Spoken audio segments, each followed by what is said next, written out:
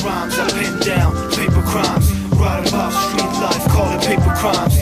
Like Tony throwing up signs. I push rap lines, make another dime, call it paper crimes. Push rhymes, I pin down paper crimes. Write about street life, call it paper crimes.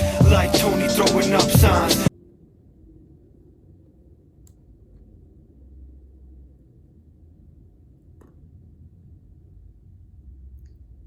Ba-da-ba-ba-ba. Not loving it. Nasty ass fucking. So, though, someone was living. My name is Michael, and it happened 2 years ago. Okay. I had some friends at the time. Let's call them Dan, Sarah, and Hazel. Sus.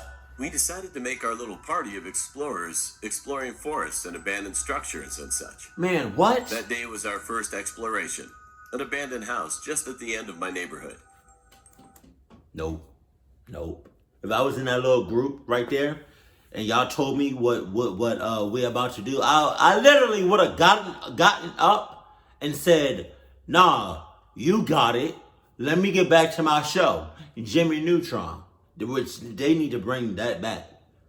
They need to bring the original creators of that show and probably some new voices, because I would think the original kid voices, I think they were kid voices, is grown up now. So, I mean, but I would definitely love to see some new seasons, some new episodes of Jimmy Neutron. Like the same drawing, the same animation, all that. But let me just go ahead and get back to my show. I thought this is going to be like a little game that we can play indoors. But nah, y'all want to take the shit outside and make it real, like Jumanji. Like, that's not how we rocking. That's not how we rolling. We started walking toward that house and reached it soon. People said that it was built in the 1940s. Wow. It had been owned by a man who abandoned it after moving to live in the nursing home, and the house has been left alone since then.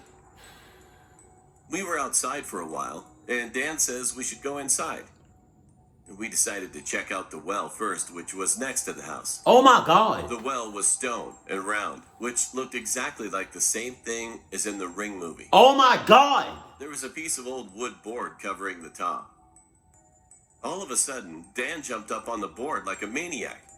Then his leg fell through the small opening. If he would have fallen in, we'd have been in big trouble.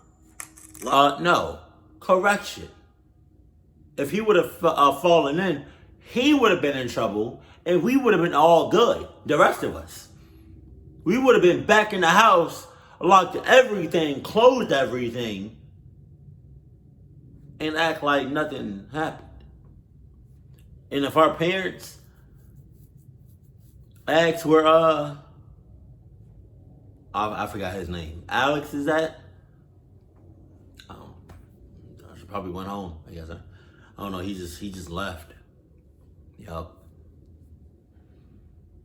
Shit. It's not my problem. I didn't even like him anyways. He lifted his leg out of the opening and acted like nothing just happened. We went inside, and we could smell a very strong odor emitting from inside the house. Pause. It was very gross. But putting smells aside, we came across a bunch of weird things around the house. Clothes packed in a freezer, a fireplace with dolls inside, an upside-down table. It kind of looked like an art museum. Things started to get kind of eerie. Yeah? Then we entered a bedroom this time, and the roof was almost caved in. Clothes with stains everywhere, and a black ooze was rolled down across the ceiling. I was going to puke at this point. And at that moment, we heard some distinct chewing sounds. And we freaked out, so we didn't have any choice except we were going outside. Okay. But when we left the room, barely, we all froze. A man who wore a scruffy lime green shirt and old gym shorts stood in front of the front door. Hella sus. He seemed like that he didn't shower for a few months. He just stood there and glared at us with a fierce look. He slowly lifted his arm to show us. It looked like a lump of raw meat with the blood still dripping from it. Oh my God. Oh. That guy was chewing his arm. My legs were shaking. I wanted to cry at that time. He shouted, "Get the hell out of here." You with got a hoarse it. voice, and we ran away. Enough said. I couldn't believe what it was I saw. After that, I never met the same guy in my neighborhood. We haven't told our parents yet. And I'm still wondering, would he still be there if I visit that house again? Yes. Yes, he would. What are you talking about? What? Why would you say that? You knew the answer. Why do people ask questions they already know the answer to? That's what the hell. And I bet you, if you used to go back to that place, instead of him chewing his own arm, he would have been chewing your shit. Pause. Yeah, pause on that. He would have been chewing on your shit, your friend's shit, your friend's shit, all of that. And to be frank with you, this your mom's fault or your parents' fault for moving in a place like this that's relatively close as hell within walking distance to an abandoned house. Those are your people's fault, not yours, because you're a kid. You don't really have no say-so in where you move until, like, I don't know.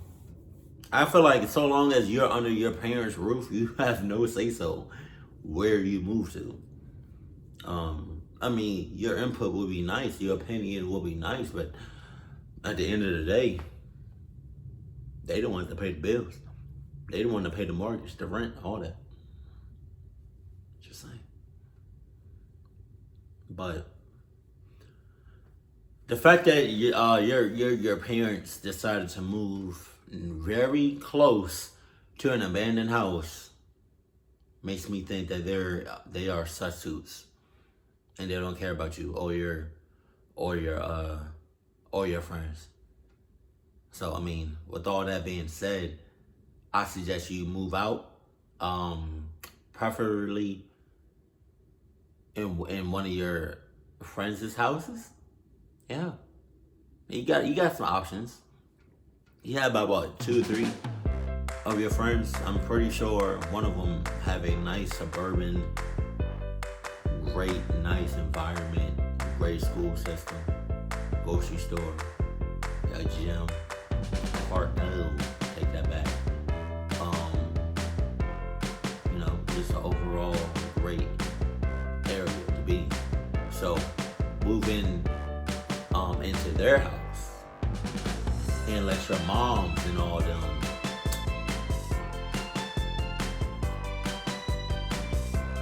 be, you know what I mean? Like,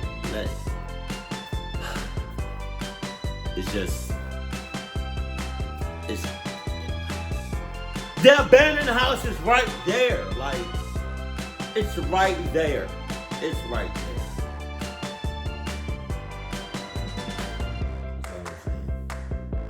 And I'm gonna end it on that. We got about 6 days to move out. If you don't, I'll keep you in my prayer. Keep it cool, keep it classy, and I love you. Stay happy. My family.